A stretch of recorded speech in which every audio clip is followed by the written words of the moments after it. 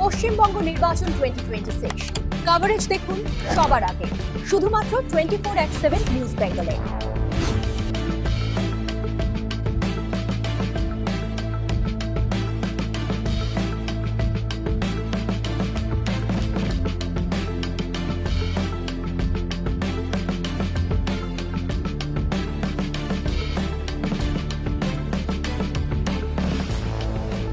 আমি আমার বুথে ভোট দিয়েছি, শান্তিপূর্ণ ভোট চলছে, এখনো পর্যন্ত কোথাও ঘুরিনি, ঘুরবই বা কেন? কোথাও তো সমস্যা নেই, শান্তিপূর্ণ ভোট হচ্ছে। আর কথা ব্যাপারটা শুনুন, আমার থেকে ভালো জানবেন আপনারা সাংবাদিক, আপনারা ঘুরে বেড়াচ্ছেন, তো কোথাও কি আপনাদেরকে আমি জিজ্ঞেস করি কোথাও কি কোথাও আছে? অ্যাজ সাচ নেই, অ্যাজ সাচ কি নেই, শান্তিপূর্ণ ভোট চলছে।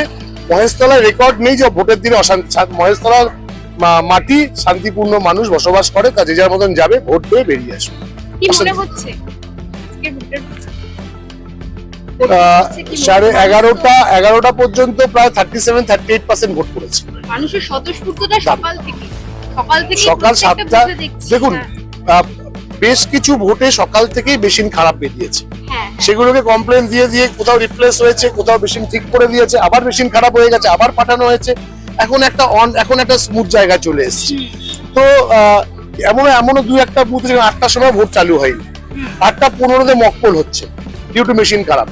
তো মানুষ একদম আপনাকে দায়িত্ব নিয়ে বলছি, মানুষ হয়তো একটু বিরক্ত হচ্ছে, লাইনে দাঁড়িয়েছে বিরক্ত হচ্ছে, কিন্তু মানুষ পণ করে নিয়েছে এবার ভোট দেবে। মানুষ পণ করে নি, কারণ এটা আতঙ্কের মধ্যে আছে, এসআইআর নিয়ে এটা আতঙ্কের মধ্যে আছে, যদি ভোট না নিয়ে নাম কাটা চলে যেতে পারে। মানুষ আতঙ্কের মধ্যে আছে, এই এসআইআর এর বিরুদ্ধে মানুষ ভোট কেন্দ্রে যাচ্ছে এবং ভোটটা দিচ্ছে।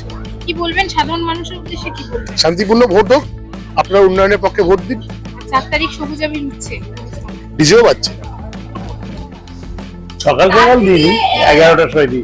সবথেকে একটা প্রশ্ন থেকেই যায় যে ছেলে এবারে বিধায়কের লড়াই লড়ছে, কেমন লাগছে? স্বাভাবিক কথাই, বাই জেনারেশন। কি আপনার কেমন লাগছে? আমার তো ভালো লাগবে, এই তো স্বাভাবিক কথাই। তো ছেলেকে কি অ্যাডভাইস দিয়েছেন এই লড়াইয়ে? না, কোনো অ্যাডভাইস দিইনি, এমনি জি দিবি, আর অ্যাডভাইস কি দেবো? আশীর্বাদ তো স্বাভাবিক কথাই নাকি? পুত্রকে কে না আশীর্বাদ করে, কন্যাকে কে না আশীর্বাদ করে নাকি? দিবি, কারণ আমার প্রথমবারে আমার স্ত্রী 2011 দাঁড়িয়েছে, 2016 দাঁড়িয়েছে, তারপরে তার গততে আমি 2018-তে উপনির্বাচন লড়েছি, আমি 2021-এ আবার নির্বাচন লড়েছি। তারপরে আমরা তো মানে বিধাননগরে কত নির্বাচন যে লড়েছি তার কোনো ঠিক নেই। আমরা অনেক না, তার আগে তৃণমূল হয়েও আমি আমার ওয়াইফ আমরা কাউন্সিলর নির্বাচনে লড়াই করেছি, প্রথম পৌর বোর্ড থেকে আমরা লড়াই করি। হ্যাঁ, আমি ছিলাম, দ্বিতীয় পৌর বোর্ডে আমার ওয়াইফ ছিল। বিরোধীদের নিয়ে কি বলবেন? কি বলেন? বিরোধী যারা যিনি দাঁড়িয়েছেন বিজেপি থেকে, তিনি একটা একজন পোস্টে ছিলেন, ভালো একটা মুখপাত্র ছিলেন মহেশতলার।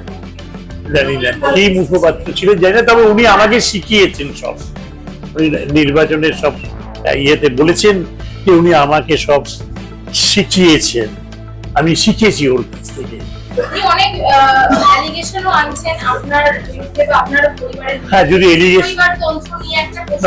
না, আরে পরিবারতন্ত্র তো মানুষ ঠিক করবে, কাকে পরিবারতন্ত্র করবে কি কাকে করবে না। তাহলে ও পারলো না কেন এতদিন পরিবারতন্ত্রটাকে ভাঙতে? হ্যাঁ, কেন ভাঙতে পারলো না? সেটা ওর ব্যর্থতা, আমার ব্যর্থতা নয়। আর পরিবারতন্ত্র মানে ব্যাপারটা কি? পরিবার তো সকলেরই ইচ্ছা, মানুষের সব মানুষেরই ইচ্ছা, আমার ছেলেরও ইচ্ছা, আমার মেয়েরও ইচ্ছা, আমার ওয়াইফেরও ইচ্ছা ছিল, সকলেরই ইচ্ছা ছিল যে ক্যান্ডিডেট হব নির্বাচনে। মানুষও চেয়েছে, মানুষ ভোট দিয়েছে।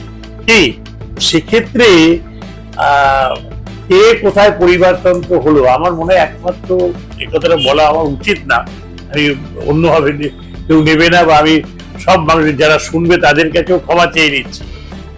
পরিবারতন্ত্র কোথায় না আছে, ঘরের লোককে ছেড়ে দিয়ে কি বাইরের লোককে এনে লোক ভাত খাওয়াবে? ঘরের লোককে আগে ভাত খাওয়াবে। তো সব জায়গাতেই তাই আছে। আর এবারে আমি যে নির্বাচনে অংশগ্রহণ করছে আমার ছেলে, আমি আমার ছেলের নামকে প্রপোজ করি, দল থেকে দিয়েছে, দল ভালো মনে করেছে, দল দিয়েছে। তো স্বাভাবিক ক্ষেত্রেই এখানে তো আর আমি দিয়ে দিলাম এটা নয়।